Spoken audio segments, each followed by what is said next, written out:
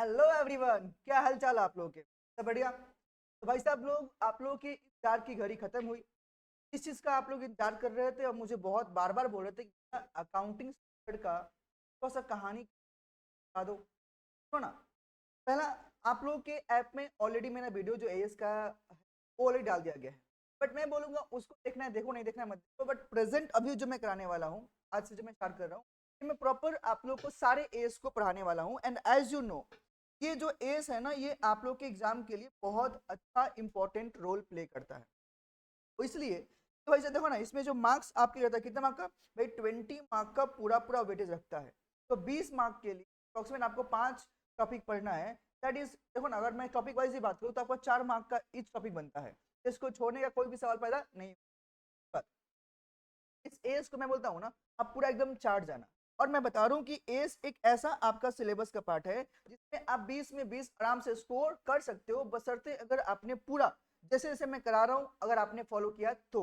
Right. तो ना, मैं पहले बता दूं कि जब अकाउंट स्टैंडर्ड है तो आखिर हमारे सिलेबस में एस में क्या क्या चीजों को लेकर पहले बात करना है, एक बार मैं आपको पहले बताता हूँ। सुनो, तो आपका एस का कवरेज तो हमारे पास में दिया गया है, तो कवरेज है।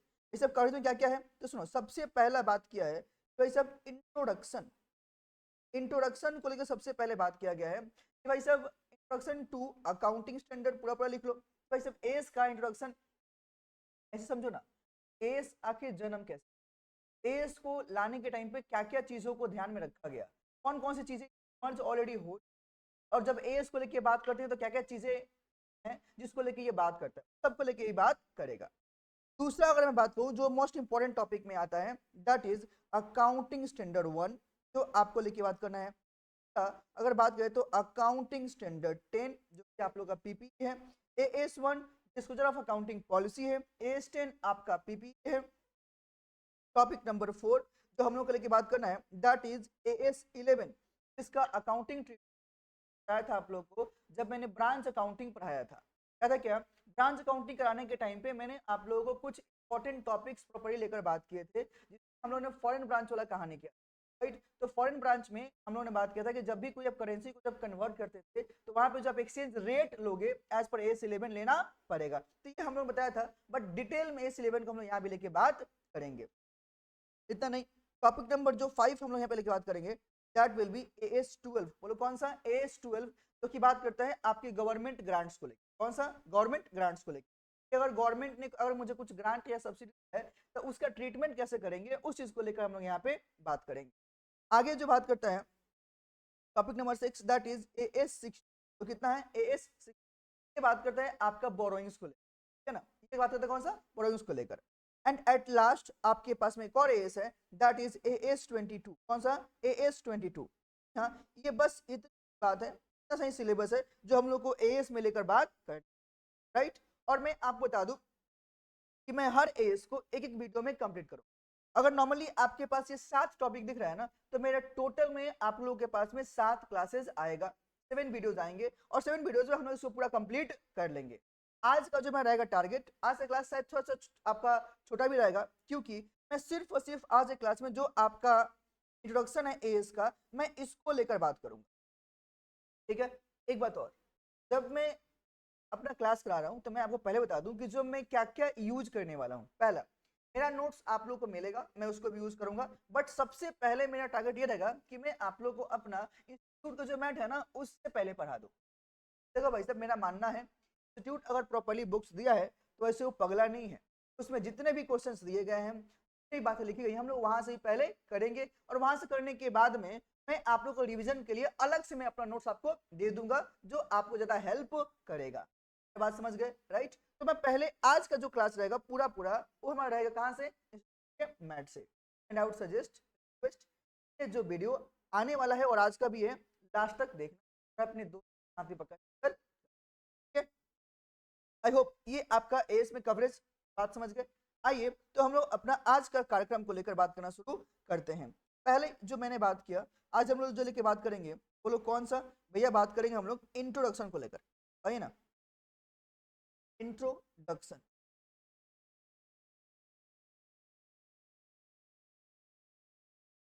इंट्रोडक्शन टू एएस मतलब क्या, अकाउंटिंग स्टैंडर्ड। भैया थोड़ा सा बताओ इसमें क्या है।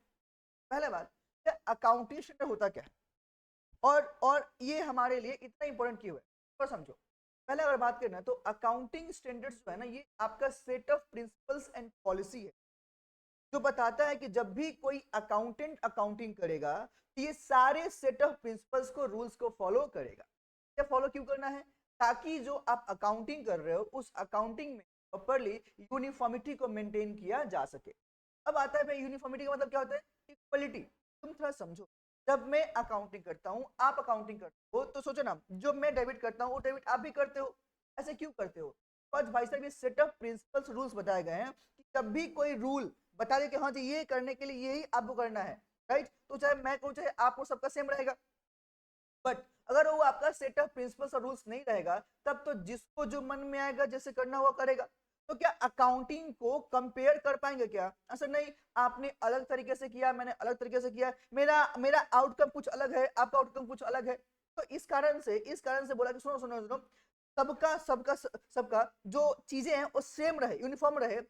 क्या किया, properly set of principles rules बता दिए गए, दे दिए गए कि सबको, जितने भी अकाउंटिंग कर रहे हैं सबको यही चीज फॉलो करना पड़ेगा, ताकि ताकि ताकि इसका एक और बेनिफिट रहे। पहला, एक तो सबका यूनिफॉर्म रहेगा। दूसरा, we can compare the things, कि मेरे बिजनेस में और आपके बिजनेस में अगर मुझे कंपेयर करना हो तो आई कैन कंपेयर ना। क्यों भाई, सब कुछ सेट ऑफ तो सेम तरह से रिकॉर्ड हुआ है, हाँ कि ना। तो मेरा मान लो बिजनेस डिक्लाइन हुआ, आपका ग्रो हुआ, आपने काउंटिंग कैसे किया, मैंने कैसे किया, तो आई कैन कंपेयर कि आउटकम उसका नॉर्मली क्या मिल रहा है, हाँ कि ना। तो जो मेन काम है ना एस लाने का, वो ये है, मेन रीजन जो है नॉर्मली ये है कि सुनो ना, एक अकाउंटिंग में यूनिफॉर्मिटी को मेंटेन किया जा सके, और साथ ही साथ सुनो सुनो साथ ही साथ क्या, एक इसको कंपेरेबल भी बनाया जा सके। For this purpose as has been क्या, एंटिटी। अब एक बात और, जब मैं यहाँ पे अकाउंटिंग स्टैंडर्ड को लेकर बात करता हूँ तो मैंने क्या बोला, अकाउंटिंग, हाँ कि ना। अब अकाउंटिंग प्रिंसिपल्स के लिए ना, हमारे देश में जो सबसे मेन काम करता है वो होता है आपका आईसीएआई। कौन है, ICAI, institute is the one institute जो हमारे देश में जितने भी एएस होंगे उन सबको वही इशू करता है। आईसीएआई के अंदर में एक प्रॉपर्ली बोर्ड है, that is accounting standard board, जिसकी प्रॉपर्ली ड्यूटी है कि एएस को टाइम टू टाइम इंट्रोड्यूस करना, अगर कोई भी एएस काम का नहीं है तो उसको एबोलिश करना, यही उसका नॉर्मली काम है। बट सुनो, उसके अलावा हमारे पास में एक और प्रॉपर्ली बॉडी है जो और भी काम करता है, दैट इज कौन सा, गैप। कौन है, gap, generally accepted accounting, right. तो इसको भी हमें नॉर्मली फॉलो करना होता है। उतना ही नहीं, अगर जब तुम प्रॉपर्ली इंट्रो पढ़ रहे हो तो आपको कुछ और भी बाहर मतलब कि यूएसए का भी एक अपना अकाउंटिंग बॉडी है, दैट इज एआईसीपीए, हाँ कि ना। उन सबको लेके हम लोग को यहाँ पर समझना पड़ेगा, देखना पड़ेगा। तो आज के वीडियो में हम लोग ये सारी चीजों को लेके बात करने वाले हैं और समझने वाले हैं। क्या आप लोगों को मेरा बेसिक आइडिया मिला कि मैं क्या पढ़ाने वाला हूँ और इसको मैं कैसे लेके बात करने वाला हूँ, क्या ना क्या। तो एक बार आप लोग यहाँ पे आ जाओ। ये आपको ऑलरेडी पता है कि ये जो आप लोग का एस है ये पूरा पूरा सेक्शन नंबर एफ में दिया हुआ है, और जैसे मैंने बात की ये आपका 20 मार्क का कवरेज रखता है, राइट। तो आ जाओ ना, पहले जब अकाउंट स्टैंडर्ड को लेकर बात करोगे तो यहाँ पे जो इंट्रोडक्शन दिया है, एक बार इसको लेकर हम लोग बात करना शुरू करते हैं, राइट। तो देखिए यहाँ पे जो बातें बोला है एक बार तो ध्यान से लेके देखते हैं। बोला accountancy is often refer to as an art of recording, classifying and summarising कौन सा, फाइनेंशियल इंफॉर्मेशन, हाँ कि नाम, विच इन्वॉल्व्स क्या, the use of accountants creative skills, right. सोचना, व्हाइल डूइंग अकाउंटिंग, जो अकाउंटेंट है वो अपने स्किल्स तो यूज करता है ना कि अकाउंटिंग करना कैसे है। और अकाउंटिंग जब देखो तो क्या है बताना, एक आर्ट है। आर्ट क्या चीज का, रिकॉर्ड करने का, क्लासिफाई करने का और समराइज करने का। ये आप लोग ऑलरेडी पढ़ के आए हो, हाँ कि ना। However, क्या, if full independence is provided to the accountants regarding the accounting system and practices to be followed, it is क्या, bound to result in क्या, lack of uniformity। बोलो हाँ कि ना।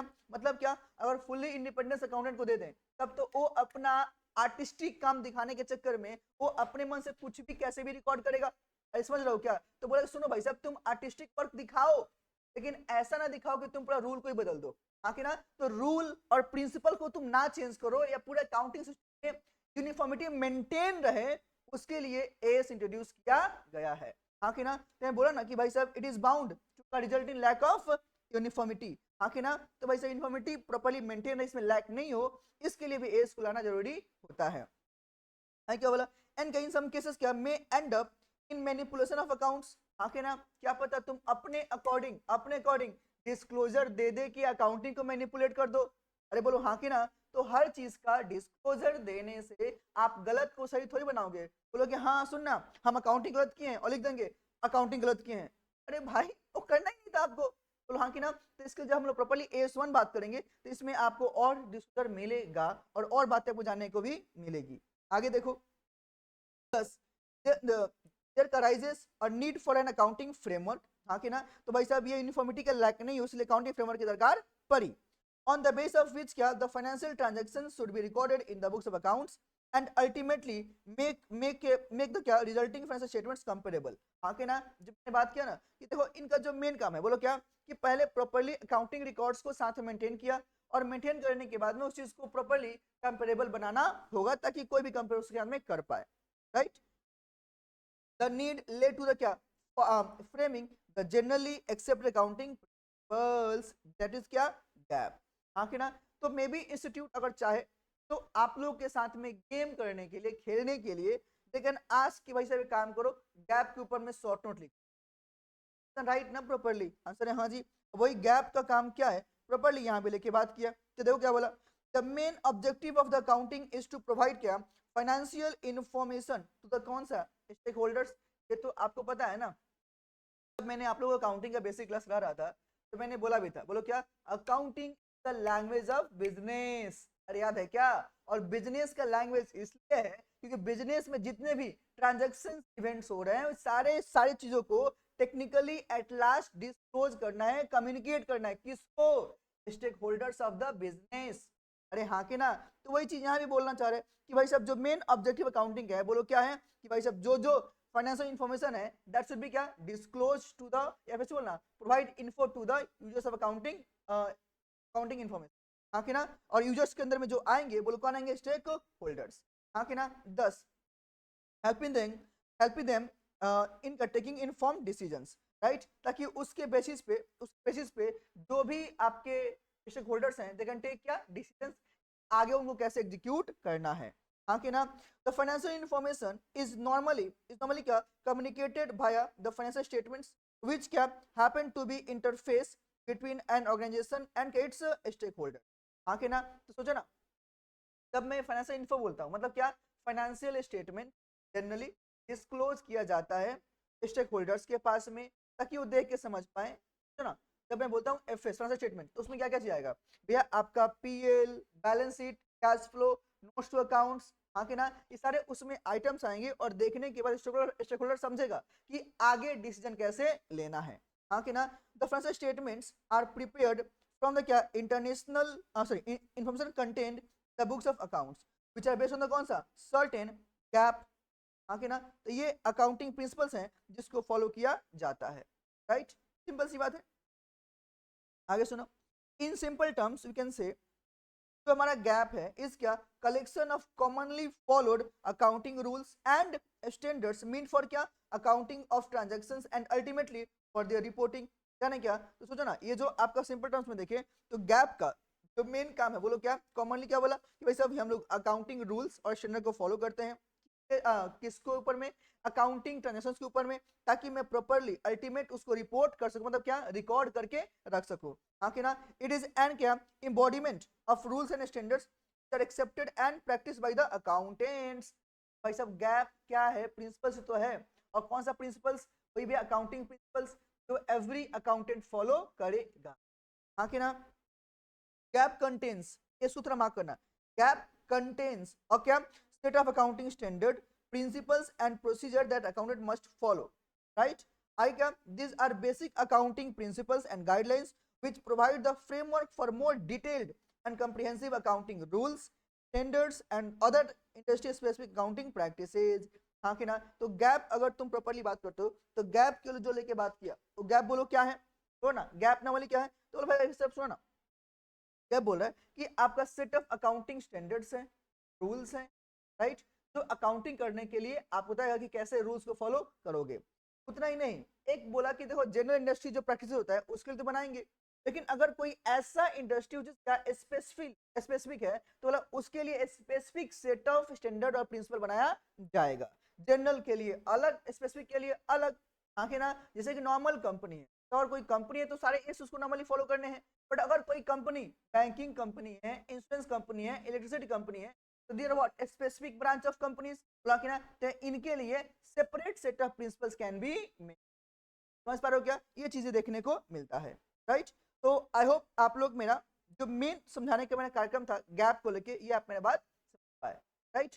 तो अगर आपसे कोई बोले गैप के ऊपर में शॉर्ट नोट लिख के दो, क्या आप उस पर लिख पाओगे आराम से? डन, ठीक है।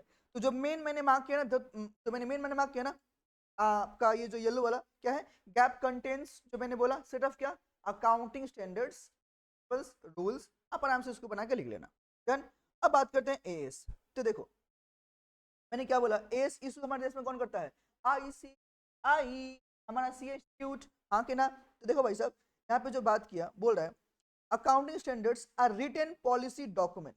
तो क्या है, रिटेन पॉलिसी डॉक्यूमेंट है जो डिस्कस करते हैं ऑर्गेनाइजेशन को लेके, मेजरमेंट को लेकर, एंड क्या, treatment of specific accounting transactions को, हाँ के ना। तो वैसे प्रॉपरली पॉलिसी मतलब क्या, वही रूल्स बना के दिए गए हैं जो आप आराम से फॉलो करने वाले हो। भाई कैसे रिकॉग्नाइज करोगे, कैसे मेजर करोगे, हाँ कि ना। और अगर कुछ अकाउंटिंग के स्पेसिफिक ट्रांजेक्शन है तो उसको भी कैसे अकाउंटिंग में लेके आओगे, कैसे ट्रीट करोगे, यही बताया गया है। आगे बोला along with the कौन सा, प्रेजेंटेशन एंड क्या, disclosure thereof in the FS of an entity, right. तो कंपनी का जो नॉर्मली एफएस है, हाँ कि ना, जब बनाओगे तो आप उसको कैसे बना रहे हो, कैसे प्रेजेंट कर रहे हो, कैसे डिस्क्लोज कर रहे हो, ये सारी चीजें आपको यहाँ पे बताई गई है।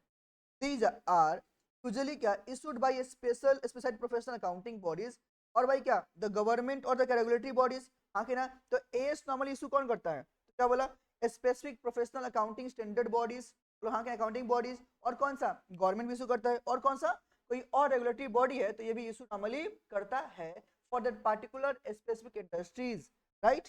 अब तुम देखो ये जो बोला स्पेसिफिक अकाउंटिंग इंस्टीट्यूट्स और बॉडीज, नॉर्मली कौन है अकाउंटिंग के लिए हमारे देश में, वही आईसीआई।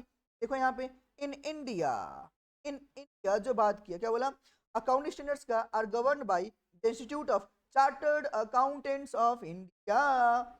द यूएस बोलो कौन है, a American institute of certified public accountants is क्या, responsible to lay down the standards, right. फिर बोला the Financial Accounting Standards Board, that is FASB, is the क्या body that set up the international accounting standard, हाँ कि ना। तो ये आप थोड़ा सा ध्यान रखना, ये जो आप लोग के लिए एमसीक्यू में भी आ सकता है, क्या बोला, जो आपका FASB है कौन बताओ, financial accounting standard board is the body that क्या set up the international accounting standard, हाँ कि ना। तो इंटरनेशनल के लिए बोलो कौन है, FASB है फॉर द इंटरनेशनल लेवल पे। हमारे देश के लिए बोलो कौन है, ICAI। अमेरिका के लिए कौन है, AICP। ध्यान आएगा आप लोग को, आगे देख लो। These standards basically deal with क्या, accounting treatment of business transactions and disclosing the same in the FA, right। सब स्टैंडर्ड किसके लिए डील करता है बताओ ना, तो बता दिया ना कि सुनो भाई साहब, जो जो अकाउंटिंग ट्रीटमेंट होंगे वो कैसे करोगे वो बता दिया, उतना नहीं, अकाउंटिंग ट्रीटमेंट के बाद में आप उसको डिस्क्लोज कैसे करोगे ये भी बता के दिया गया है, राइट। ये चीजें यहाँ पे एज लेके बोला इन इंडिया। तो सर जो मैं पैरा पढ़ने वाला हूँ, this para is important for you guys as a MCQ में यहाँ से सवाल मुझे लगता है कि एक तो लोग पूछ लेगा 2 मार्क, राइट। तो थोड़ा सा यहाँ पे ध्यान देना प्रॉपर्ली, जो जो मैं यहाँ पे मार्क करूंगा। देखो in India the accounting standard for non corporate entities including क्या, small and medium enterprises, right, जो बिजनेस होते हैं, हाँ कि ना, आर इशूड बाय द कौन सा, अकाउंटिंग स्टैंडर्ड बोर्ड, हाँ कि ना। तो ध्यान से जो एमसीक्यू बनेगा बोलो क्या, इंडिया में अकाउंटिंग स्टैंडर्ड्स अगर जो नॉन कॉर्पोरेट एंटिटीज हैं इंक्लूडिंग कौन सा, small and medium size businesses के लिए, राइट, तो उनके जो एस इशू करेगा बोलो कौन करेगा, अकाउंटिंग स्टैंडर्ड बोर्ड। समझ पा रहे हो।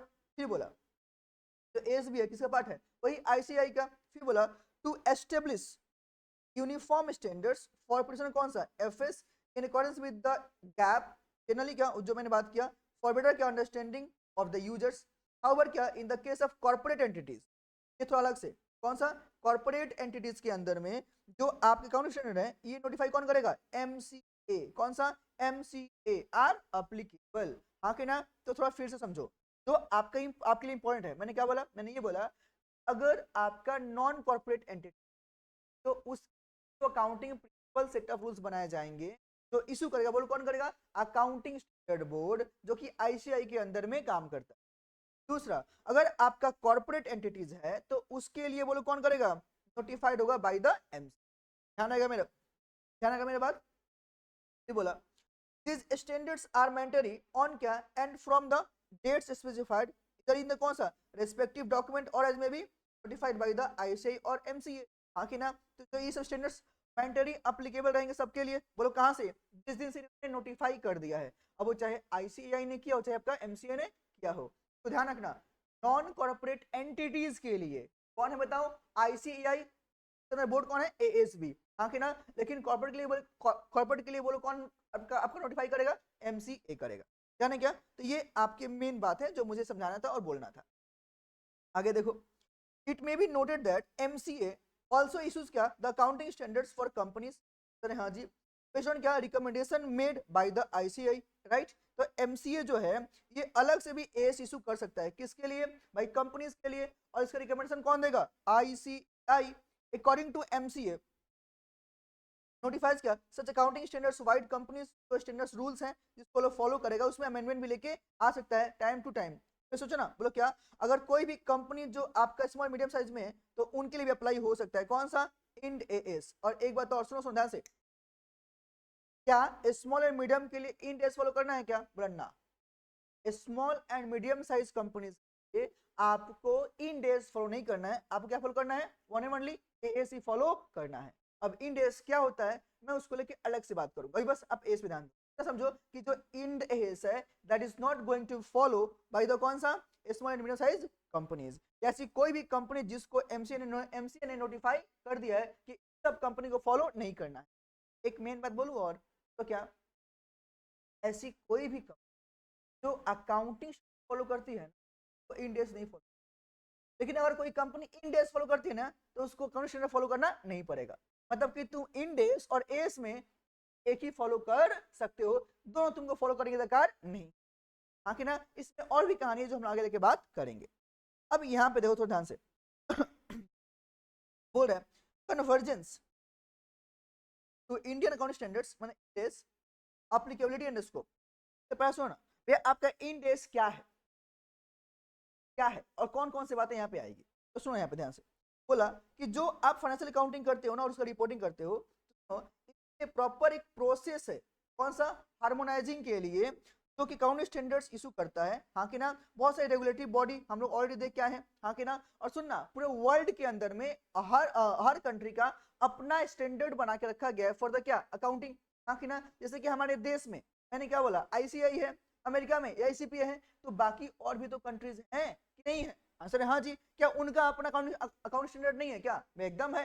हाँ कि ना? तो अब सुनो ना, इंड आने का जो मेन मोटिव है, देखो भाई साहब, आप अगर बिग और सीए में आप इंडिया बिजनेस करते हो तब तो आप यहाँ पे इंडिया में काम करते हो, तब तो आप यहाँ पे एस फॉलो कराओगे हर कंपनी को लेके। अगर आप कहीं आउटसाइड इंडिया जा रहे हो तो आपको तो पता होना चाहिए ना कि भाई साहब वहाँ पे क्या एस है।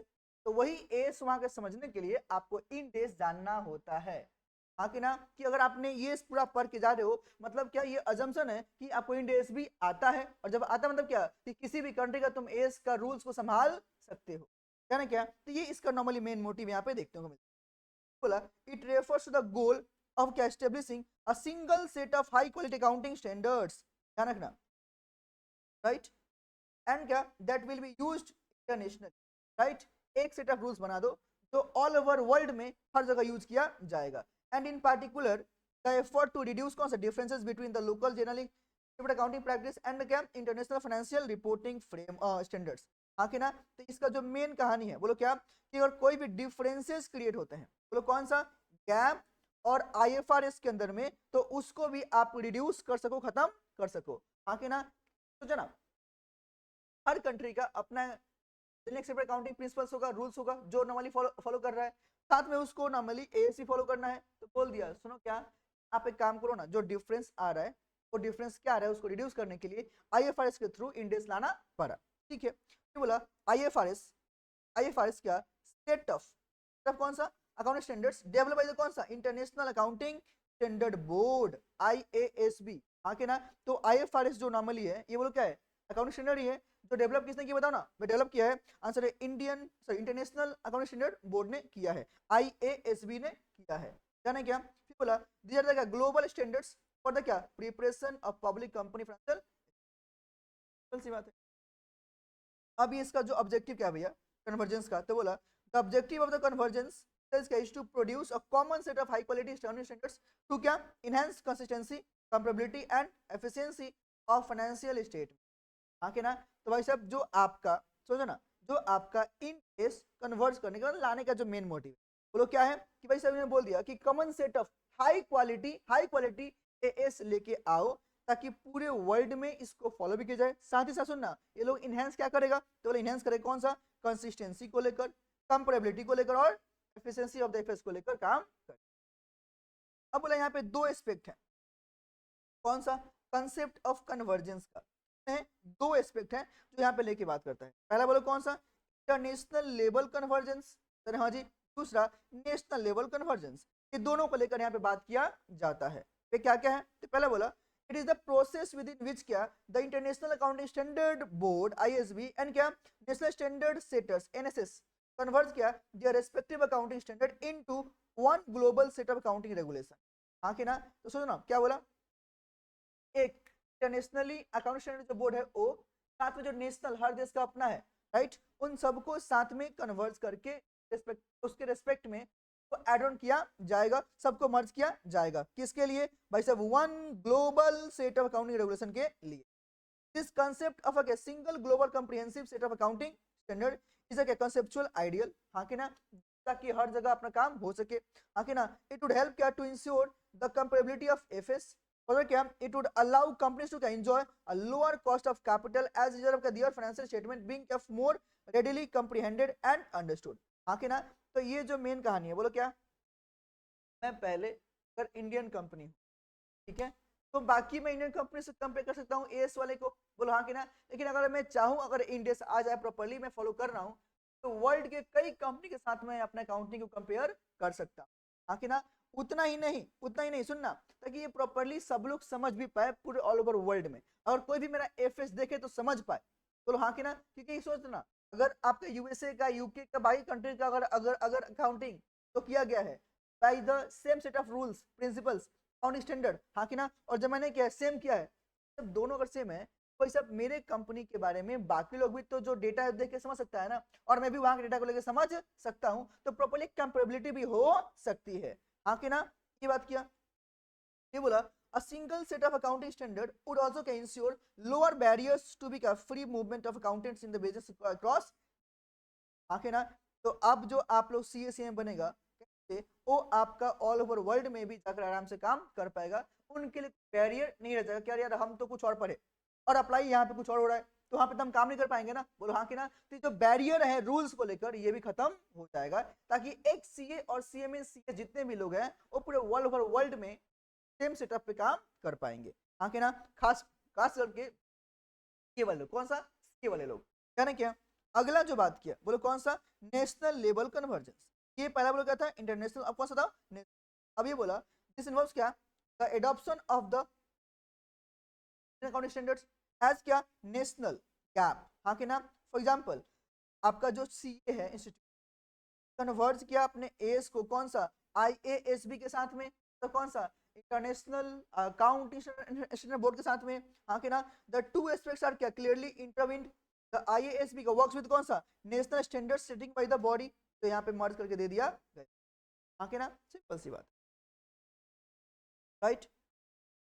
तो ये आप लोग आराम से कर लेना, इसमें कुछ खास बात नहीं है। हाँ इसको लेके मैं बात करना चाहूंगा, तो आपका इंड एस है ये नोटिफाई करता है कौन सा, as per company act 133 sections, section 130 of the company act, हाँ कि ना, ताकि प्रॉपर्ली आपका इंडियन इकोनॉमिक लीगल मैनेजमेंट को अच्छे से लेके काम कर सके, है ना। अब बात करते हैं बोलो कौन सा, applicability and scope of India, तब इसका अप्लीकेबिलिटी और स्कोप क्या है, तो उसे लेके एक बार इसको बात कर लेते हैं, है ना। देखो पहला बोला इंड एस आर द क्या इंडियन वर्जन ऑफ IFRS, हाँ कि ना। IFRS मतलब वही सिस्टम जो है, हाँ कि ना, which क्या ग्लोबल स्टैंडर्ड्स गवर्निंग द क्या accounting aspect, these are basically standard that have been क्या harmonized with the IFRS to make क्या reporting by Indian companies more globally accessible. आके ना, तो ग्लोबली एसेसिबल आपके लिए हो, इसके लिए आपने सबको इंट्रोड्यूस किया है। फिर बोला जो MCA है इन 2015 नोटिफाई किया कंपनीज एक्ट के साथ में जो स्टैंडर्ड्स रूल्स है। हाँ कि ना, इसमें भाई साहब जो इन डेस है ना, आप सब लोग इसको भी अपने अपने हिसाब से इसको एक्सेप्ट करो और इसको भी अपने लिए इसका यूज करो। MCA ने सुनना फिर से इशू किया 7 amendment rules on each year 16, 17, 18, 19, 20, 21। हाँ कि ना, सब में इसको एड ऑन और अमेंडमेंट किया। जो पहले कभी इशू किया था 2015 में, उसके बाद में देखो ना 16, 17, 18, 19, 20, 21 सब में नए नए अमेंडमेंट भी देखने को मिले हैं। हाँ कि ना, अब ये कुछ टाइमलाइन दिया हुआ है जो जो अमेंडमेंट लेके आया था। ध्यान सुनो, डिफरेंट टाइप्स ऑफ कंपनी के लिए अलग अलग यहाँ पे यूज किया गया है।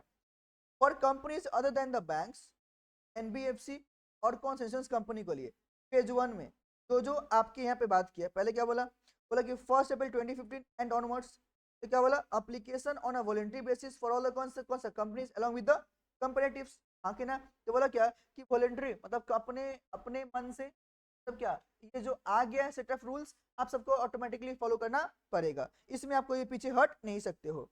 फिर जब 16 में आया तो मैंडेटरी फॉर द कौन सा फॉलोइंग कंपनीज लिस्टेड, जो बात किया कौन सा, in the process of listing in India और outside India with the net worth equal to और मोर देन 500 करोड़। हाँ के ना, मतलब यहाँ पे ये बोलना चाह रहा है कि जो आपका इंडेक्स आया, सुना, जो इंडेक्स आया वो क्या बोला, उन सारे कंपनी के लिए एप्लीकेबल है, और देन कौन सा, बैंक्स और NBFC और इंश्योरेंस कंपनी के लिए। तो पहला बोला कि मैंडेटरी माने वॉलंटरी, अगर कोई भी कंपनी चाहे तो इंडेक्स ऑप्ट कर सकती है, फॉलो कर सकती है। लेकिन अगर तुम देखो तो सुनना 2016 में अमेंडमेंट लेके आए और बता दिया ऐसी कोई भी कंपनी, सुनना, ऐसी कोई भी कंपनी जिसका नेटवर्थ कितना है, बोला 500 करोड़ से ऊपर है ना, बोला हाँ कि ना, more than equal to 500 crore से ऊपर है, तो बोला सुनो भाई साहब तुमको अप्लाई करना पड़ेगा। और क्या बोला, मैंडेटरी मतलब कंपलसरी फॉलो करना ही पड़ेगा इंडेक्स। हाँ कि ना, फिर क्या बोला, अगर कोई भी कंपनी जो अनलिस्टेड कंपनी है ना, उनका अगर नेटवर्थ कितना है 500 करोड़, उनको भी करना पड़ेगा। अगर कोई holding subsidy joint venture company associate है तो एबव कंपनी के लिए उनको भी अप्लाई करना है क्या, कोई दिक्कत है, राइट। तो अब मुझे बताओ फेज वन में जनरली कंपनीज को इंडेक्स कैसे फॉलो करना है, तो पहला वो तुम बोला तुमको अपने मन से इंडेक्स फॉलो करना है, तुम कर लो, बोला ठीक है। अगर अगर अगर सुनो, ये तुम्हारे मन पे आ गया वॉलंटरी आंसर है हाँ, अब बोला रुको, बोला क्या, अगर आपकी कंपनी का नेटवर्थ 500 करोड़ से ऊपर है तो भाई साहब आपको भी फॉलो करना पड़ेगा, फॉलो करना पड़ेगा। उतना ही नहीं, चाहे तुम कंपनी लिस्टेड कंपनी हो चाहे अनलिस्टेड हो, दोनों केस में सेम कहानी। हाँ कि ना, आएगी क्या बोला कि अगर आपका कोई भी लिस्टेड का अगर आप holding subsidiary joint venture associate हो तो भाई साहब आपको भी फॉलो करना पड़ेगा, सिंपल। फेज टू में जो आया अमेंडमेंट क्या बोला, all the companies that are listed, हाँ कि ना, या फिर लिस्टिंग में आप अपना काम कर रहे हो इंडिया और आगे, जो कि फेज 1 में कवर नहीं हुआ, जो फेज 1 कवर नहीं हुआ, बोला सुनना, अनलिस्टेड कंपनीज नेटवर्थ कितना 250 करोड़ और बट कितना लेस देन 500 करोड़, उसको ही फॉलो करना पड़ेगा। होल्डिंग सब्सिडी अगर इसमें हो तो भी तुमको फॉलो करना पड़ेगा, राइट। अब इसमें बोला कि इस रेस्पेक्ट में आपको ये सब पॉइंट्स हैं जो आपको नोट करना पड़ेगा। क्या बोला, companies that are listed on the SME मतलब कौन सा, small and medium enterprises exchanges का are not required to comply in days on mandatory basis. हाँ कि ना, तो बोला कि जो लोग हैं इनको ये फॉलो करना नहीं पड़ेगा, स्मॉल वाले लोग, है ना, बात क्या ना, small and medium enterprise entities के लिए आपको तो इंडेस तो फॉलो करना ही नहीं है, बोला कि नॉट एप्लीकेबल उनके लिए, वही बोल दिया। Once the company starts follow Ind-AS, whether voluntary or mandatory, then it itself follow Ind-AS। तो हाँ कि ना, राइट, ये नहीं कि आज Ind-AS कल AS, ऐसा है क्या, नहीं। हाँ कि ना, तो एक बार जो आपने Ind-AS फॉलो करने स्टार्ट कर दिया, आप उसको बार बार चेंज नहीं करोगे, आप उसी को फॉलो करोगे। बोला the companies who satisfy the above criteria in accounting year shall immediately क्या apply the Ind-AS in subsequent accounting year. Pulse कहानी दिया है, आराम से इसको देख के फाइन। अब बोला पॉइंट नंबर बी, इसके लिए बोला शेड्यूल कमर्शियल बैंक के लिए एक्सक्लूडिंग RRB, और कौन सा, NBFC के लिए भी फॉलो किया जाएगा, राइट।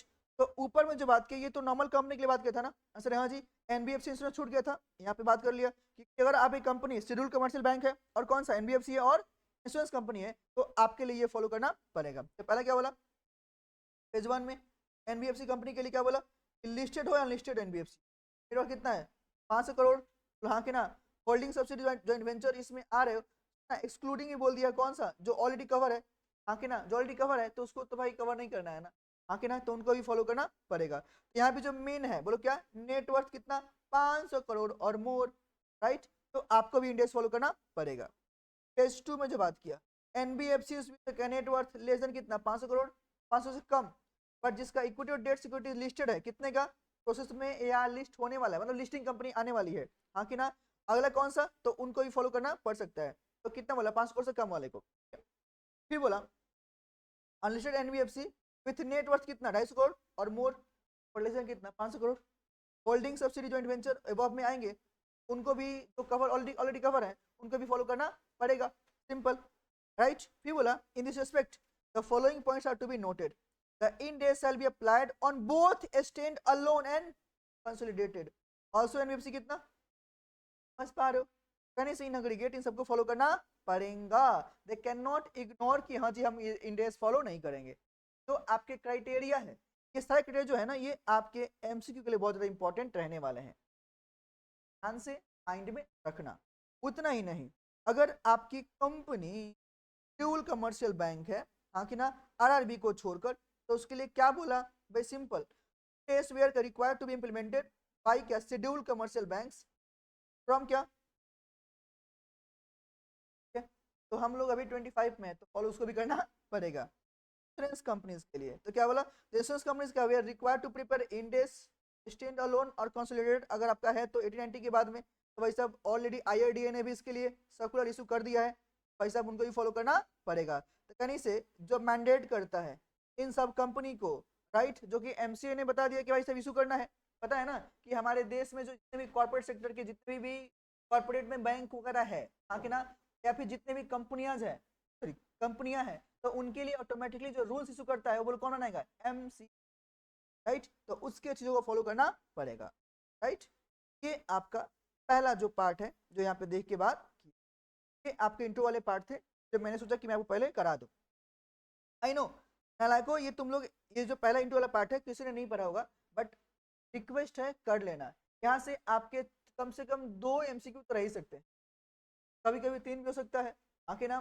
तो इंट्रोडक्शन से ऐसा सवाल नहीं है कि आपके पास आएगा नहीं, मे बी वो लोग गैप पे शॉर्ट नोट लिख दे या बोल दे कि टेस्ट कौन कौन से कंपनी की एक आपका मैंडेटरी फॉलो करना है, हाँ कि ना। तो जो मैंने बात किया ना कि नेटवर्थ वाला स्टोरी 500 करोड़ 250 करोड़, राइट, तो उसको माइंड में रखना, fine, that is it for your intro वाला पार्ट, राइट।